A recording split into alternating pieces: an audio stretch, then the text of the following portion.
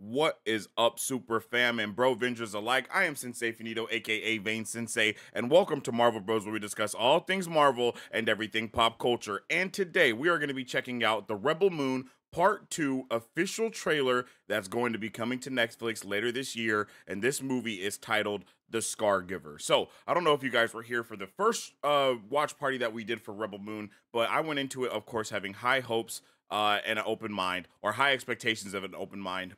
And I feel like the movie definitely fell short from what I thought we were going to be getting. Now, I did recently watch the podcast with Joe Rogan and Zack Snyder, where Snyder proceeds to tell Rogan that the director's cut, as always, is a completely different movie from what we actually got to see. So that's, that definitely has me a little bit more excited to check out how the extended version is versus how, just the regular version was. But this movie was definitely a lot of things. This movie was very all over the place for me. I'm not gonna lie. I feel like it definitely lacked narrative, but everything else was very much there. I think I called it kind of like the way Rebel Moon felt like to me is like when you have those books that are then animated, but they're not like fully animated. It's just like some scenes move a little bit. That's kind of what this movie felt like to me. You know what I mean? A lot of exposition. But not a lot of disposition. I believe those are the correct terms for both of those. There's not a lot of, it's just stuff happening.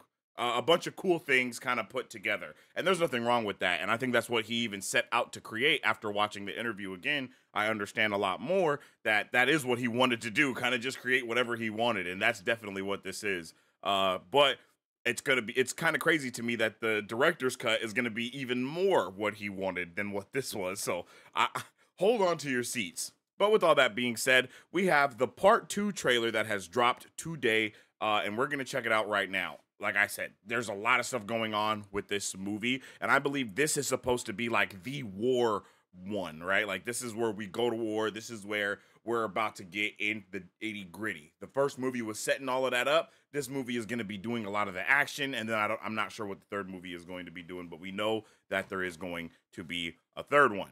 I'm going to start talking and start watching, and I hope you guys appreciate this trailer as well. So let's get into it.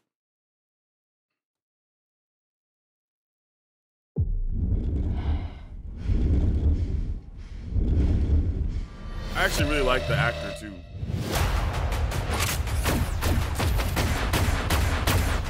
Like this is supposed to be hard.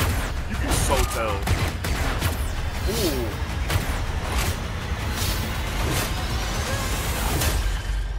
Their nightmare is you and I fighting together. You must know you cannot win. This movie looks so good, bro. Oh my goodness. It's insane how good this trailer is looking already. Here. Because there is nothing to return to. Oh.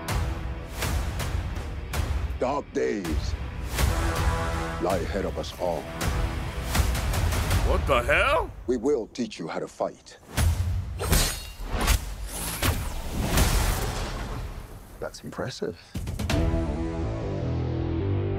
Yo, I'm not gonna lie, the music, everything is looking hype right now. Most dear. I shall destroy them. Not gonna lie, this actually looks better than the first one.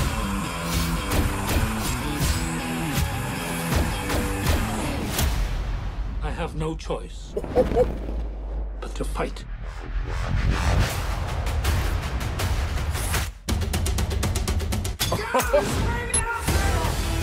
Oh my God. The Scargiver herself.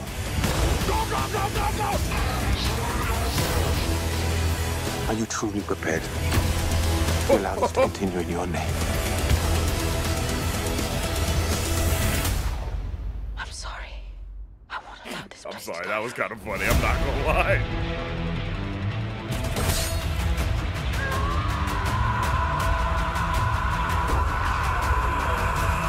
That was awesome.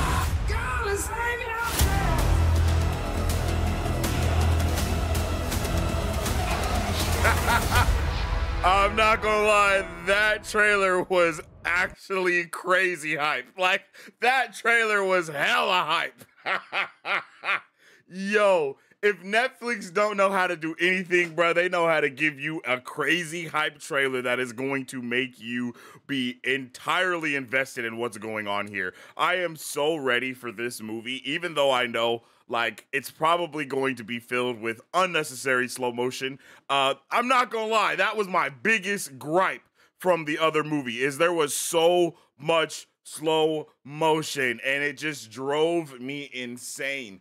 Luckily, we didn't see a lot of slow motion in this trailer, so I'm hoping that means there's not a lot in this movie.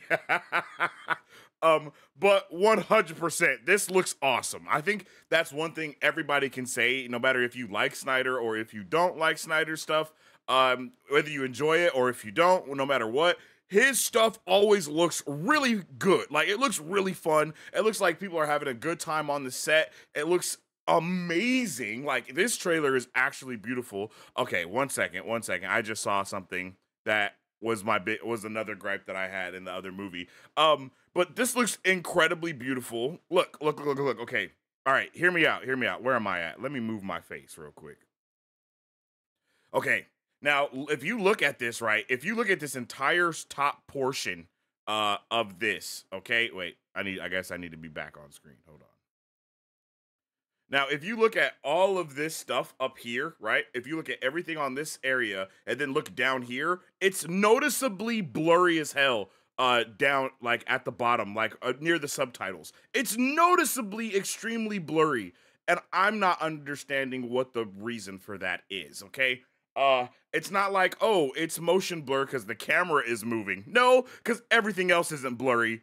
But literally, you can see the top half of this guy is not blurry, but the bottom half is. Not a fan of the blur effect that they're using throughout the movies, but hey, it is what it is. I am actually so hyped for this. We got to see, I can't remember the general's name, but this dude over here next to the Netflix sign, this guy right here, I can't think of his name, but we only got to see a literal glimpse of him in the last movie, and it didn't even matter. It was just like, you want revenge? Yep, let's do it. Never thought of that before. It was kind of a very quick type of thing. But he's a great actor, and I'm pretty sure he's going to have a major role in this movie versus how he had in the last one. I think everyone's roles from the last movie are going to be a lot more heightened. Even this girl that we're looking at right here, we know that she was a big part of the last movie to get, like, the robot into things and all of this stuff, right? So it seems like they're setting up a really good they're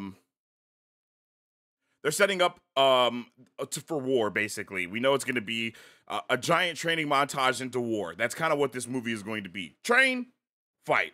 That's the gist of it. And then we're probably going to fill in a little bit of gaps about the Scargiver and her background and the family and all of that type of stuff that we don't have a lot of background to. You know, it's literally a live action book. That's all I can say. Like, you know, like, the way that things are explained in books, and it could take like an entire page to explain something. Like, in those moments, I think Zack Snyder uses that, you know, slow motion effect to kind of explain the things too.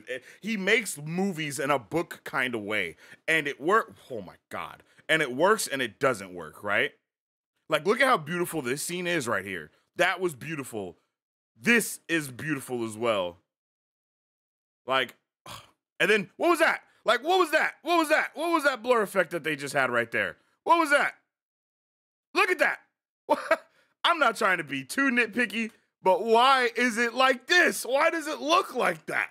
You know, that's not a normal blur effect. I don't know, man. It just looks very jarring. It doesn't look like, oh, you know, we're focusing on her. It's like, nah. It's like the entire background is a green screen and she's put in front of it. And that's a weird effect to me. It's like, it takes me out of universe. I'm not going to lie. That's what it is. Immersion breaking. There you go. His stuff is very immersion breaking at times because of those little moments, especially with, like, the slow motion and how overly that is. This is going to be the thumbnail. That jump is the thumbnail, 100%. Look at that. I'm sorry, that's comedy. Yeah, I'm here for this. I'm not gonna lie to you. I'm here for this movie. It looks like it's gonna be better than the first one. That's something that I can say confidently. Is it definitely looks better than the first movie that we got. And I think it will be. I think, you know, I think all these were shot at the same time as well. These two movies, if I'm not mistaken, it was kind of like filmed simultaneously. That's how it's so easy for us to get this movie like not even 6 months later, I don't think. I'm super interested to see more of the lightsaber action go on. I don't know why, but I think I just assumed that lady from the first movie was the only one that had the lightsaber type of vibe. But it's dope to see, you know, that it's going to be used a little bit more in this movie. And I'm really hyped to see what's going to be going on. For real, I'm not going to lie to you. It looks fun. It looks like we're gonna have all the things that we need as far as action, and of course, the when it actually comes out rated R, that version will be even better. Of course. So, you know, we get to watch so many different movies, and I'm hyped for that. I'm really excited to see the director's cut for Rebel Moon Part 1. I might be a little bit more hyped for that than I am to actually watch the Part 2. I'm not gonna lie, just because from what Snyder has said, the movie is extremely different from what we actually got. So I'm really hyped to see that portrayal, because nothing makes me I don't want to consume anything more. Wait. Nothing makes me more excited than being able to actually see the director's vision of what they really wanted versus what the studio actually wanted. You know what I mean? Like, I love seeing a creator's vision. You know, it's something that's just really fresh about it. I just love it. So I'm hoping that director's cut is a banger, and I'm hoping that this movie is actually good, because, you know, we saw how the first movie got absolutely spat on. So to see this one and how it'll go, it'll be pretty solid as well. I'm excited to check it out, and I hope you guys are too. Let me know if you guys are excited about Rebel Moon Part 2 coming to us later this year. I believe there was a date, but I really wasn't paying attention too much to that. April 19th. Oh, so that's next month. That's not even later this year. That's literally next month. 30 days this movie will be out, y'all. Let me know how you're gonna feel about it. Will you be watching, or did Part 1 turn you off so much that you don't even want to watch it? Let me know in the comment section down below. Drop a 1 if you're enthusiastic about it. Drop a 2 if you're not. Let me know how we're feeling, everybody.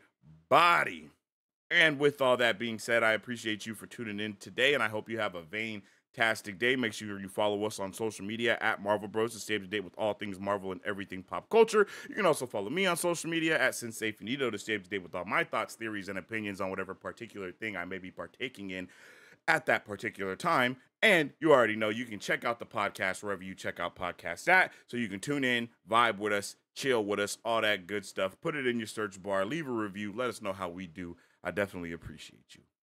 And with all that being said, make sure you stay awesome, stay nerdy, and don't forget to stay marvelous. Excelsior.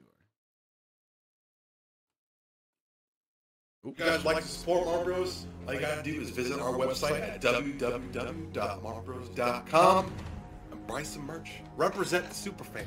Or you can join our Patreon to get early access to content, patron-only scoops, giveaways, private Q&As, and those sacred watch parties. We appreciate you guys. We'll catch you on the next one. Excelsior. On today's pop culture news update.